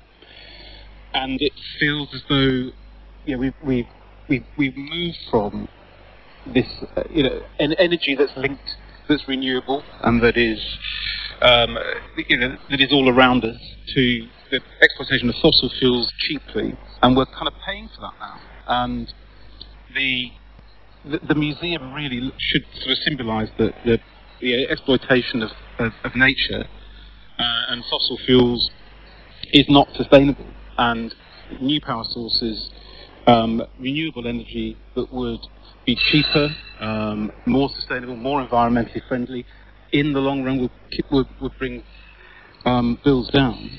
Feels, this place feels very sort of appetite to look at all those issues. This is a $17 million redevelopment of this factory that we are in now, the glass fronted, and you can hear the cafe with the teas and the coffees coming out to feed people. You want this place to be sustainable in terms of you want to keep people coming in and spending money and enjoying it. How worried about the future of a building like this are you, given the fact that people's incomes are now being squeezed and they may be less likely to want to come to a place like this and spend their money? So there's an immediate challenge, which is the increase in energy bills. And our energy bill is going to go up by about 60-70% or so. So it's a big increase on our running costs. But it's more than that, because this place brings people into the city. It provides a kind of safe space for people, a warm space for people. It's free to enter. It's somewhere where people can meet each other. They can have meetings. They have teas and coffees, that sort of thing. And it is a civic space for the city, and in that respect, it's really important. But it can't just exist as an island. It needs cafes. It needs small businesses. It needs that rest of the ecology to exist around, alongside it, to make Derby city centre a place that will bring people here to live, work, and play. Tony, thank you very much, and I think that really paints a real picture of the problems, but also the aspirations that you and your colleagues have for a place like this in the context of Derby right now, and where it is with the cost of living crisis. Martin Williams there from BBC Radio Derby, along with Tony Butler, Emily Gandley and Dave Gray in the English Midlands city of Derby, with people there, Rob Watson, our political correspondent, reacting to the crisis in bills, the cost of living, and the fact that Liz Truss, the new Prime Minister, on her third day in the job, has announced this energy package. Would it go far enough? It's a very good question. I mean, I did see some research from an organisation that campaigns to fight poverty, and it suggested that at this rate, I'm going to do it slightly from the top of my head, but with the cap of where it's been suggested, they forecast that some 7 million people almost would be in energy poverty, compared to about 4.5 million last winter, even with this. So charities are concerned that despite this undoubtedly massive intervention by the state, you would still see a lot of people in trouble. The other thing that's worth setting this in a bit more international context is that Britain has just about the highest electricity prices anywhere in Europe, because so much of our electricity is generated by gas. And I saw this mentioned a little earlier on by an economics commentator, that one of the biggest peacetime interventions in the UK economy? Yes, absolutely. I mean, if it really does go on for 2 years and the price of energy keeps going up, then this could certainly rival what the government spent on COVID. Rob Watson, thank you very much for the moment.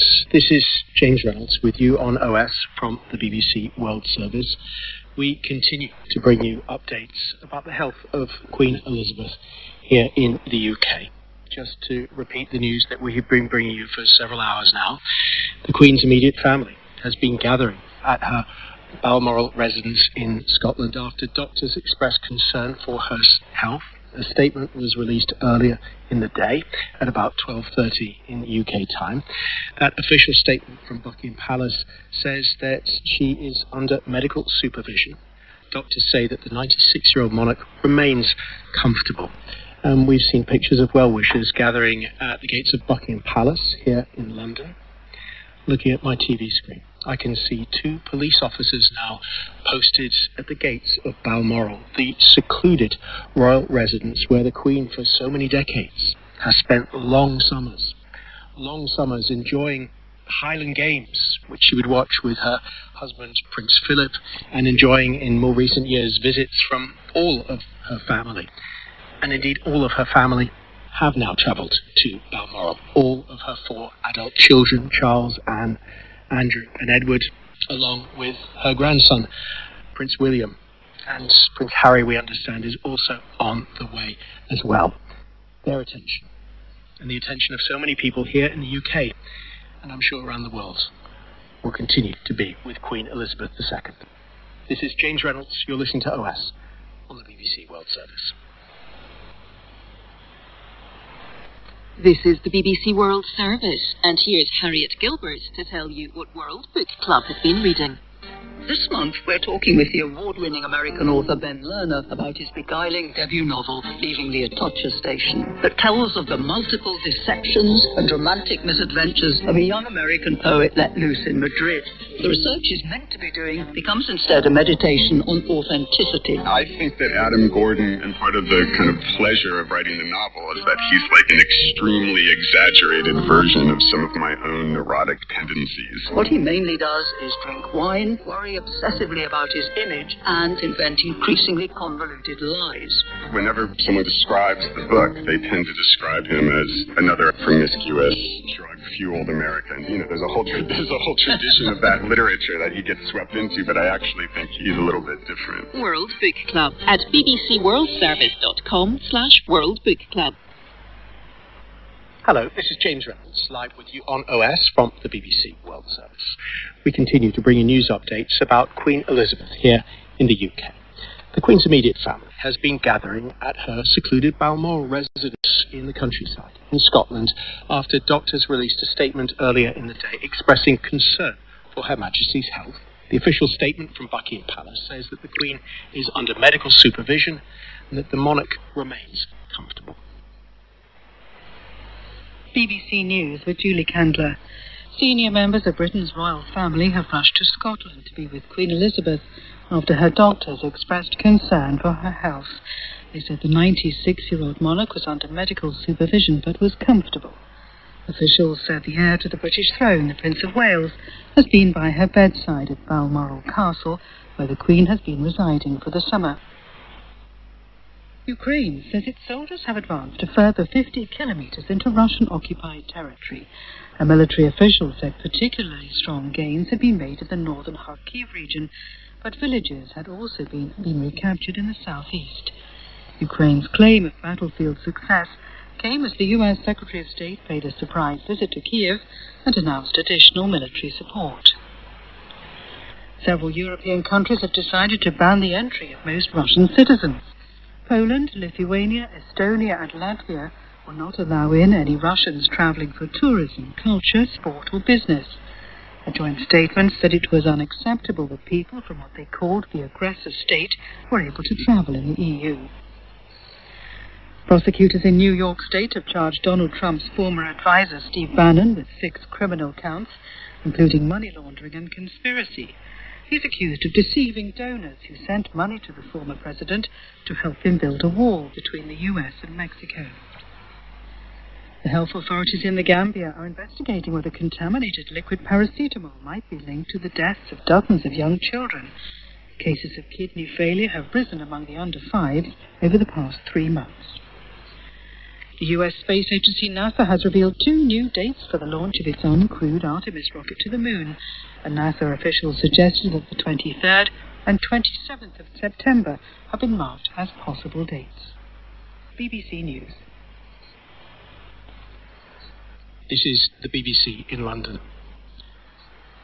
Buckingham Palace has made an announcement. The Queen died peacefully at Balmoral this afternoon. The King and the Queen Consort will remain at Balmoral this evening and will return to London tomorrow. To repeat, the royal family has delivered a statement. The Queen, who was 96, died peacefully at Balmoral, her residence in Scotland, this afternoon. The King and the Queen Consort will remain at Balmoral this evening and will return to London tomorrow. The Queen is the only monarch so many people here in the UK and around the world ever knew. She was surrounded by her 4 adult children, Charles, Anne, Andrew and Edward, and by one of her grandsons, Prince William. Rob Watson, our political correspondent at this moment. I think this is an immensely sombre and seminal moment, not just, I think, for British history, but for world history. Sombre because she was clearly held in great affection, not just by the people of this country, but I think people around the world, and it's worth remembering, she had met thousands of them personally. She was incredibly well-travelled, and of course millions of others felt they knew her from seeing her for so many, many years. I say seminal in addition to sombre because she was, after all, head of state of 15 countries in addition to the UK. And seminal because I think her death marks the end of Britain's second Elizabethan era, an era that spanned the second half of the 20th century, the beginning of the 21st century. And, you know, her nearly 70 years of reign has seen the UK's transition from an imperial to post-imperial nation, from industrial to post-industrial, and from a largely white to multiracial, multi-ethnic, multi-religious, and multinational society, and so much less deferential. Something else, of course, the Queen, as well as being perhaps the best known, the most famous woman in the world, is also one of the least well known. I mean, she was also something of an enigma, always holding in her emotions, always holding in her opinions. She had, after all, never given any interviews, never spoke about her feelings, other than in one way, which was to promise at a very early age that she would carry on her duties as long as she was alive. Rob Watson, for the moment, many thanks. To recap the news broken by Buckingham Palace, delivered by Buckingham Palace, the Queen died peacefully this afternoon. The King and the Queen Consort will remain at Balmoral this evening and will return to London tomorrow. It is a moment in history in the United Kingdom, the passing of a monarch who served more than 70 years on the throne. People came together earlier this year to celebrate that 70th anniversary, and people will come together again to mark her passing. We can now join the rest of the BBC Radio from London.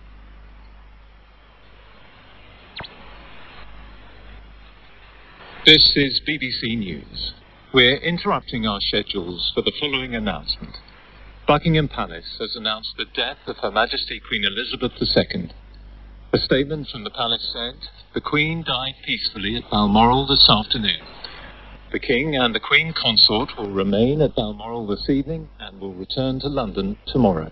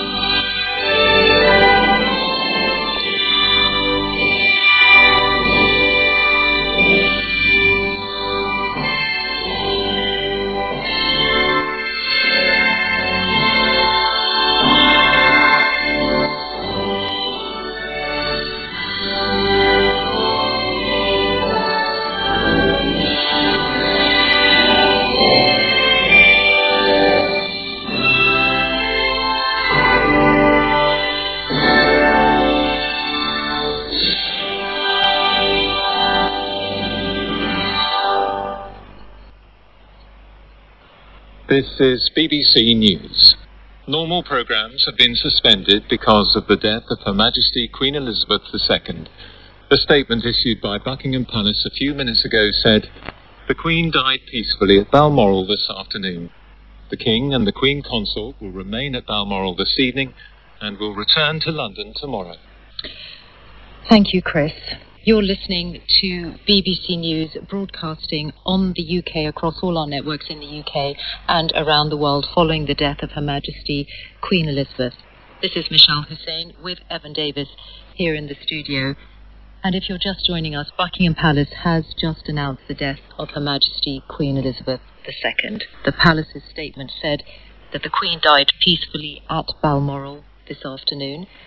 The King and the Queen Consort, they said, will remain at Balmoral this evening and will return to London tomorrow. So that's the news that we had just in the last few minutes, after several hours of reporting the public statements earlier in the day about the health of the Queen, that Buckingham Palace had said that her doctors were concerned, and then we knew in the last few hours that members of her family, all four of her children and Prince William, her grandson, the Duke of Cambridge, had all travelled to be with her at Balmoral, and that is where they were before this announcement was made. Well, our royal correspondent Johnny Diamond has been covering this throughout. Balmoral is a place that was special to her, Johnny.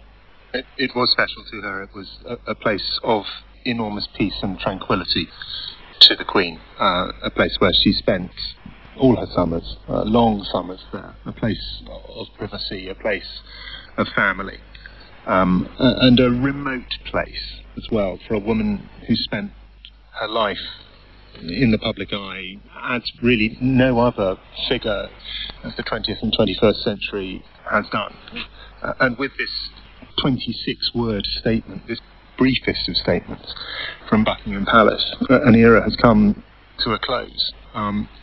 Indeed, Johnny, the royal family's official website carries the message Queen Elizabeth II, 1926 to 2022, along with that official statement that we've been giving you. It's not just a life that has come to a close, Evan. It is an era and also a way of life, because a life of service has come to an end. A life, it should be said, that the Queen was not actually born to. She was not born to succeed to the throne, and she did not choose to either. But at 25 years old, it came to her, and she gave her life to it in a way that is perhaps inconceivable to any except those who lived through the war that forged her sense of service. We'll hear the word service and duty many times in the next few hours and days, but she was the exemplar of service. And with her passing, we will not see that kind of sacrifice, that sense of service again. People will be absorbing this news, of course, in this country, right across this country, and indeed in many other parts of the world as well. It's a long, long life. She was 96 years old. It's an extraordinary dedication to duty over the course of that entire reign. And even several of her prime ministers were born after the beginning of her reign. So for most people in this country, this will be the only monarch that they've ever known. Yes, I mean, for most people in this country, and of course, as you mentioned, Michelle, for many people in the countries over which she is their monarch as well, or I should say, was their monarch. She was Queen of Australia, of Canada, of New Zealand. They had her too, and it was service to them that she gave as well. And there will be equal sense of shock and mourning and surprise and disappointment at her passing. Well, just to say, you were listening to BBC News, a special programme on the announcement of the death of Queen Elizabeth II. Let's hear a little bit of her own voice now. She acceded to the throne February 1952. She became, obviously, Britain's longest reigning monarch in September 2015, that was. And in 2022, this year, she marked 70 years on the throne, a symbol of stability and continuity in a world that has changed much, and her life, of course, underpinned by devotion to duty, fulfilling a promise she made on her 21st birthday in 1947. I declare before you all that my whole life, whether it be long or short, shall be devoted to your service and the service of our great imperial family, to which we all belong. In 1947, Princess Elizabeth married Philip, Prince of Greece, who would remain her consort and a source of support for the rest of his life. It was fewer than 5 years after her wedding that her father, King George VI, died. The Queen's coronation in June 1953 was memorably the first to be broadcast on television. It drew an audience of millions. God crown you with a crown of glory and righteousness, that having a right faith and manifold fruits of good works, you may obtain the crown of an everlasting kingdom by the gift of him whose kingdom endureth forever. Amen.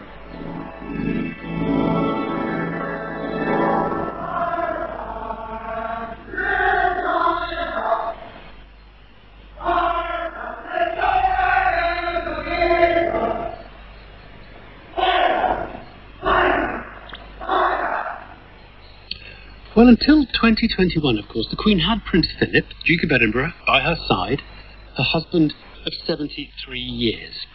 And of course, at their golden wedding anniversary in 1997, she made clear how grateful she was for his long-lasting support.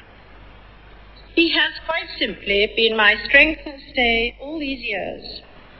And I and his whole family owe him a debt greater than he would ever claim, or we shall ever know.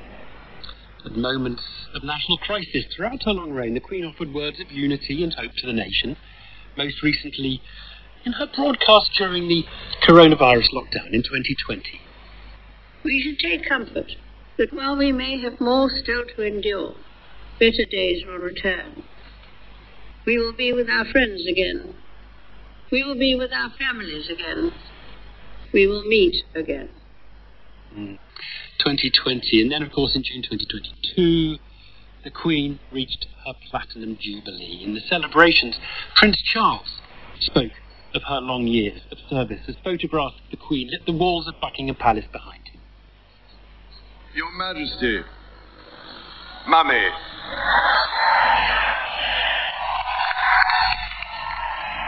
you have met us and talked with us. You laugh and cry with us. And most importantly, you have been there for us for these 70 years. You pledged to serve your whole life. You continue to deliver. That is why we are here. That is what we celebrate tonight. These pictures on your house are the story of your life and ours. So, Your Majesty, that is why we all say thank you. A moment from the Platinum Jubilee celebrations only a few months ago, and we are expecting a written statement from the King, as he now is, very soon. We've also seen the lectern appear in Downing Street, so we are expecting to hear the Prime Minister speak, and we will go to that live as soon as she does. But Robert Hardman, author of many books on the Queen and the royal family, most recently Queen of Our Times, joins us now. Robert, we've talked so often about the Queen and her contribution. Listening to the now King speak at the Platinum Jubilee, it feels as if that was her farewell to us and ours to her. Well, Michelle, I mean, it really, it's very hard to sort of sum up. I think we all feel right now, but I think in his words there, the Prince of Wales as he was, King Charles as he is now, summed it up. You know, her story is the story of our lives, all our lives. She has been this constant. I mean, almost no one, with the exception of some very elderly people, can remember a time when she wasn't on the coins or on the stamps or on our screens on Christmas Day. Or, you know, we would turn to her at times of great crisis, but also times of great celebration. She was always there. And I think the prospect of life with this enormous gaping hole in the national landscape, it is going to take. It really will take some getting used to. And I think, you know, you also there we heard reference to Prince Philip and the important part, the vital part he played in the longest reign in our history. And her famous lines, of course, was, you know, he was her strength and stay. Well, I think the same applies to her. And her death coming, less than 18 months after his. We shouldn't forget, she's our head of state.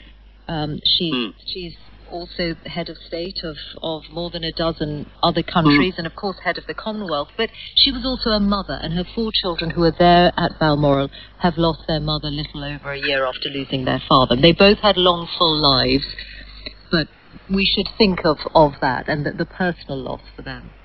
Yes, I mean, absolutely. It's first and foremost a great family sadness. I mean, it's a bereavement. Yes, of course, she was the longest lived, longest reigning monarch in our history, but it was still sort of unthinkable in a way.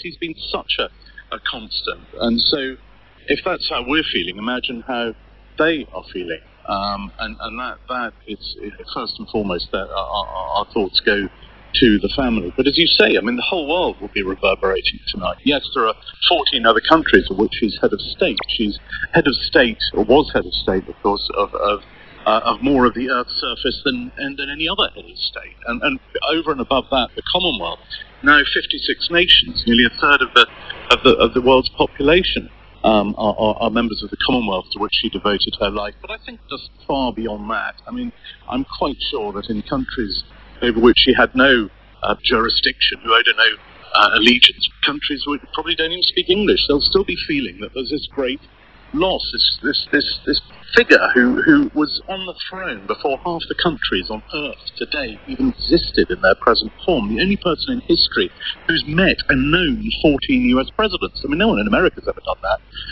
She is just this thread that runs through the post-war story of this nation and many others, and it's why she really will go down as one of the very greats. Yes, born nearly a century ago. Extraordinary change that she has seen and in the course of her reign in this country and beyond. Someone was mentioning the Queen has reigned for more than a quarter of the life of the United States. An extraordinary period of change in the world. We've, of course, been seeing lots and lots of reaction come in. We're expecting Liz Truss to say some words in Downing Street. The lectern is there. From the White House, after learning of Queen Elizabeth's death, it says thoughts go to the Queen's family members and to the UK people. Canada's Governor-General said we offer our deepest condolences to the royal family on the passing of Her Majesty Queen Elizabeth II. The UN Secretary-General, Antonio Guterres, pays tribute to the Queen's grace, dignity and dedication. Scotland's First Minister Nicola Sturgeon has tweeted, "The death of Her Majesty Queen Elizabeth is a profoundly sad moment for the UK, the Commonwealth and the world. Her life was one of extraordinary dedication and service. On behalf of the people of Scotland, I convey my deepest condolences to the King and the royal family." John Major, former Prime Minister, for 70 years, Her Majesty the Queen devoted her life to the service of our nation and its well-being. At this moment of deep sadness, I believe we all stand hand in hand with the royal family as they grieve the loss of one so loved. Well, I'm only reading you some of the messages that are flowing in. I can't really quite keep up with them even. Prime Minister Modi of India, Queen Elizabeth II will be remembered as a stalwart of our times, provided inspiring leadership to her nation and people. And we are expecting to hear from Prime Minister Liz Truss very shortly in Downing Street. Johnny Diamond is with us here. Johnny, let's look back on this life, because she was not born to be Queen, which actually seems pretty extraordinary when you think of how well she seemed to fit this role to which she dedicated her life. Yes, and perhaps that came about partly because it was so early in her life that she took on the role. She was, as you say, not meant to be Queen. That came about as a result of the abdication, her father becoming king. He died much earlier than many people expected, and just at the age of 25, she became Queen. She had barely lived a royal tour and very little in the way of a youth, because so much of that was spent in the war at Windsor in these extraordinary circumstances, a war that really did define her. But so quickly she became a monarch that was, yes, loved, certainly, by some, respected by so many. And over those decades, so rarely put a foot wrong. And you might say, look, a lot of the job was ceremonial, a lot of the job was, set out for her. But there were many, many opportunities when the wrong thing could have been said, the wrong approach might have been taken. There were delicate affairs of state. There was how she might respond to various different accidents of fate. And yet, it is on the fingers of one hand that you can find errors and mistakes over 7 long decades of service. It's very interesting, Johnny. I was talking to a historian who made the point that because her life has coincided with the rise of photography, recording, film, there is no person in history, in human history, whose life will have been recorded from a very young age through to their end. No president of the United States, no pope, nobody who will have had a life that has been followed as closely as Queen Elizabeth. And she understood so well the power of image, but also the importance of distance. Because yes, she was in the photographic age and in the age of radio, but perhaps sort of most outstandingly, she was in the age of television. It was television that would take her into so many homes, and yet she never gave an interview. She understood entirely that the mystique of monarchy in her eyes had to be protected from intrusion. There would be the odd informal discussion with a friend or a confidant that might be recorded, but very little else apart from that. And that distance kept her in the eye of the public, but somehow out of its understanding as well. Johnny, thank you.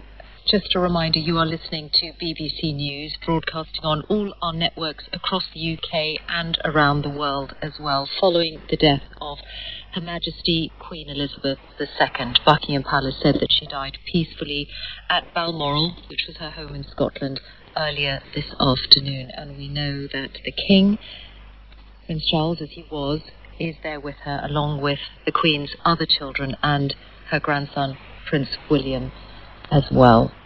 So that is the news that we had in the last 30 minutes, nearly 30 minutes now. And Lorna Gordon, our correspondent, has been at Balmoral through the afternoon. Lorna, what can you tell us? It's some time ago now that we saw members of the family arrive, and subsequent to that, we had this statement. Yes, an entourage, a cavalcade, a motorcade of members of the royal family arrived here at Balmoral approximately 2 hours ago. Prince William driving one of the cars that swept into the main gates. This is ordinarily a very quiet part of northeast Scotland, extremely rural, surrounded by hills and heather. But since the news has come through that Her Majesty the Queen has died, the crowds have started to gather here on this narrow country road. I would estimate between 40 to 50 members of the public are here. Some are in tears, others are hugging each other. Some arrived to wish her family well and arrived to the news that the Queen had died. They were shocked. People here are sad. They have a very close relationship. Many people here to the Queen. One lady told me that she would wave at members of the royal family as they passed by in their cars. Others have told me that they viewed the Queen as a neighbour, hugely protective of her and her family, and tremendously sad at the news that has just come through that the Queen has died here as well. So they would have seen her, Lorna, local people would have seen her summer after summer. Yes, she has a long relationship with this area and the neighbouring villages of Braemar and Ballater. Her and her family, regular visitors to the area. The Queen has spent most summers here since she was a child. She has a great deal of privacy when she comes to the estate. When she came to the estate, it is secluded, it is secure, it covers 50,000 acres of moorland and hills. she would often go for walks in the nearby mountains. Members of the public would pass her and on occasion chat to her and her security detail. The family was said to hold barbecues here. Every year the Queen would hold a ball as well, which members of the public and neighbours and friends would attend. It is an area which she was extremely fond of and is said by many to have considered the place where she was most comfortable. So there is some poignancy that this place where she felt most at home was the place where she got to spend these final days. And of course those pictures just a couple of days ago, not ordinarily a place where she would carry out official duties. This is a private residence here, but even towards this very end of this long reign, she was carrying out that unusual greeting of the incoming and outgoing prime ministers. And then, of course, there was due to be the Privy Council remote meeting last night, which was cancelled, which was perhaps that first indication that all was not well. But it is a private residence. It is a place where, in the past, she's been able to relax, be with her family, enjoy the Scottish countryside, and this is where her family, her close family today, have gathered. Lorna, thank you very much. That's Lorna Gordon outside Balmoral. Yes, and we are just getting so much reaction now. New Zealand has hailed the extraordinary late Queen and proclaims the King as new head of state. Canada's Prime Minister Trudeau, the Queen was a constant presence in their lives, and her service to Canadians will forever remain an important part of our country's history. It's coming up now to 7 o'clock, and you're listening to a BBC News special. This is a special...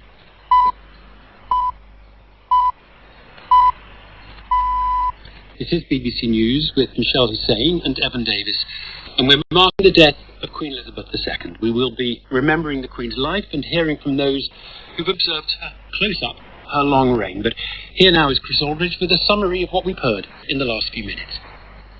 In the past half hour, Buckingham Palace has announced that the Queen has died. In a statement, the Palace said that the Queen, who was 96, died peacefully at Balmoral this afternoon. Flags at Buckingham Palace and at Downing Street have been lowered to half-mast as a mark of respect. Earlier this afternoon, all 4 of the Queen's children travelled to Balmoral, where she had been staying since July, after her doctors raised concerns about her health. Prince William is also at the estate, and Prince Harry is travelling there separately. Buckingham Palace said the new King and Queen Consort would remain at Balmoral this evening before returning to London tomorrow. Britain will now enter a period of national mourning.